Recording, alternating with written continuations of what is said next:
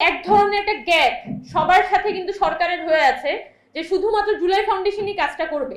নিজের কাছে সব দায়িত্ব নেওয়ার দরকার নেই, আপনার অমুক জায়গায় যেতে হবে, টাকা আনতে হবে, এই প্যারাটা না নিয়ে সবাইকে এনগেজ করে ফেলুন। সরকারের গাফিলতি আছে বলে এখানে যেভাবে করে আবার আহতদের নিয়ে পাল্টা পলিটিক্স তৈরি হয়ে যাচ্ছে, এটাও কিন্তু আমাদের জন্য অনেক বেশি হৃদয় বিদারক, যার কারণে পরিস্থিতিগুলো অনেক বেশি কমপ্লিকেটেড হয়ে পড়ছে, অনেক বেশি ঘোলাটে হয়ে পড়ছে।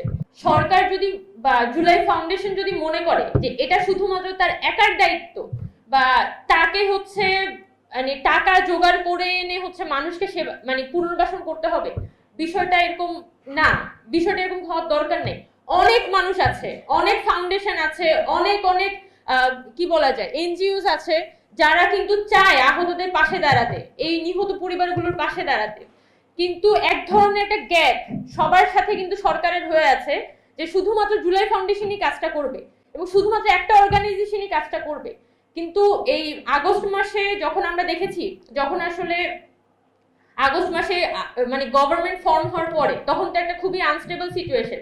তখন কিন্তু এরকম ছোট ছোট গ্রুপগুলো, ছোট ছোট কিছু অর্গানাইজেশন ছিল, নিজেরা বন্ধু বান্ধব মিলে একটা অর্গানাইজেশন করে তারা হাসপাতাল থেকে হাসপাতালে ছুটে সিনিয়রদের থেকে টাকা পয়সা নিয়ে কিন্তু তারা হেল্প করেছে মানুষকে, এবং তারা যেটা দেখেছে সেটা কারো পক্ষে সম্ভব হয়নি।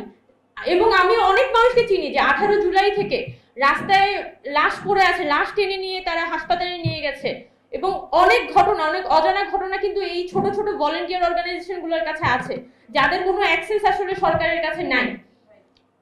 তো সরকারের যেটা দরকার এবং জুলাই ফাউন্ডেশনের কাছে বিনীত অনুরোধ যে নিজের কাছে সব দায়িত্ব নেওয়ার দরকার নেই, আপনার অমুক জায়গায় যেতে হবে, টাকা আনতে হবে, এই প্যারাটা না নিয়ে সবাইকে এনগেজ করে ফেলুন। যত যত ভলেন্টিয়ার অর্গানাইজেশন এখানে কাজ করেছে, যারা জেনুইনলি কাজ করতে চায়, সবাইকে আপনারা এনগেজ করে ফেলুন। অনেকে পড়ালেখায় ফিরে গেছে, কিন্তু তারা চায় যে তারা আহতদের জন্য কিছু একটা করতে, এবং এই চাওয়াটা কোনো চাওয়াটা আসলে কোনো কায়েমি স্বার্থে না, নিজের কোনো পলিটিক্যাল স্বার্থে না, জাস্ট তার মধ্যে একটা গিল্টি ফিলিং আছে যে সেই অভ্যুত্থান পরবর্তী সময়ে এই দেশটার জন্য কিছু করে উঠতে পারছে না। এই গিল্টি ফিলিংস এর জায়গা থেকেই কিন্তু অনেকে কাজটা করতে চায়। সো আমরা এক্সপেক্ট করবো যে এখানে জুলাই ফাউন্ডেশন এবং বাংলাদেশের বর্তমান সরকার তারা সকল পক্ষকে এনগেজ করে আসলে আমাদের আহতদের জন্য তারা কিছু একটা করবেন, এবং আহতদের যে পুনর্বাসন সেটা হচ্ছে সব থেকে গুরুত্বপূর্ণ। আমাদের নিহত পরিবারগুলোর পুনর্বাসন এগুলো খুবই গুরুত্বপূর্ণ। অনেক মানে অনেক পরিবার হয়তো মুখ ফুটে বলতে পারেন না, অনেক পরিবার কিন্তু মধ্যবিত্ত পরিবার ছিল এবং ভালোই তার জীবনটা যাচ্ছিল, কিন্তু যখন আর্নিং পার্সনটা হয়তো বাবা যখন মারা গেছে এই অভ্যুত্থানে, এর পরবর্তী সময় স্টিল নাও তারা হয়তো মানুষের কাছে হাত পাততে হচ্ছে টাকা পয়সার জন্য।